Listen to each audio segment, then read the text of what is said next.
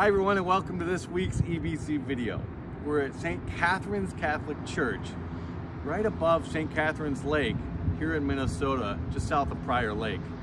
This is a beautiful church, and if you've ever been out this way, you know that as you drive by on the road that's down beneath us here, especially on a bright sunny day, this beautiful white church stands up on this hillside looking just amazing. And it was this sort of amazing look that I was thinking of as I was reading our verses for this week.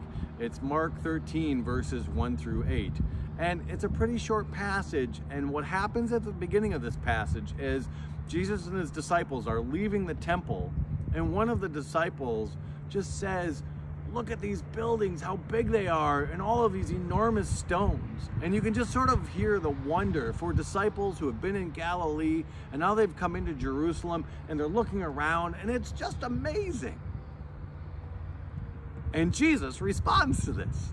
But it isn't with sort of like, what would we do if this was our conversation? Like, yeah, no, it is really beautiful. It's amazing, isn't it? It's the house of God. No, Jesus says, you know what? All of these buildings will be thrown down. Not one stone will be left sitting on another. And you can almost hear the disciples saying, I don't know, I was just saying, I like the temple, right? But instead what happens is this moves on, and that's all that happens in that. And then Jesus is off at the Mount of Olives, and Peter and James, John, Andrew come up to him separately and say, hey, Jesus, tell us what sign there's going to be that we'll know when these things are happening.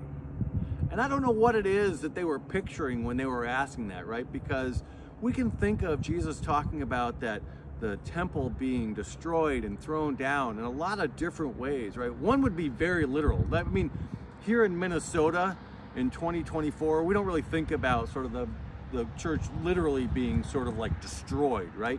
But in Jesus' time, and certainly in other places in the world right now, there would be risk that in fact a building would just get destroyed, obliterated, an army would come through. And so maybe that would be one thing that Jesus could be talking about, or the disciples could have in mind.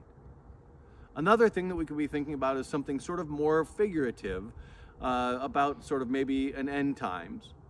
Another thing might even be just sort of, as we've heard in other places in the Bible, that Jesus would be sort of creating that analogy to him, that the temple would be torn down, and then of course it would be rebuilt in 3 days, as we hear in other places in the Bible. Any of those things could have been what Jesus was talking about, and we don't know what it was the disciples were thinking of when they were asking, hey, tell us when this is going to happen, how will we know? But Jesus doesn't answer that question, right? Instead, he says, don't be led astray by people who are pretending to be me, others who claim that I am he. But then he says something really interesting, which is, look, there's going to be lots of other bad things that happen. You're going to hear of wars or rumors of wars or earthquakes or famines. And he says, don't be troubled by those wars or rumors of war. And I got to pause for just a moment here, because I don't know, I'd be troubled, right? Like, just as troubled as I'd be if Jesus had said, this whole building is going to come down. There's going to be wars, and don't worry about it.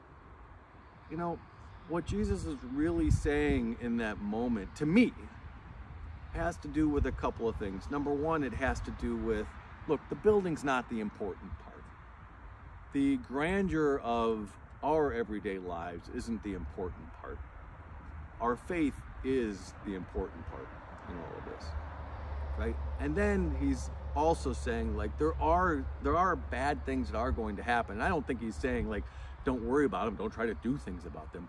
But I do think that he's saying, if you keep your faith on me, everything else that happens is going to work out the way it should, the way I've got it in mind for you. And then he doesn't answer the disciples' question, when is this going to happen?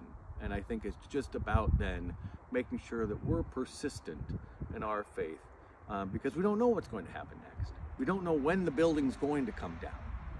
But Jesus is asking us to keep our faith in him. So everyone, have a great week. Look for an awesome sight this week, a beautiful church building, a beautiful sunrise, a beautiful moon that's up there in the sky today, something. And just know that it is showing you something grander than just that vision. It's showing you God's creation. Have a great week.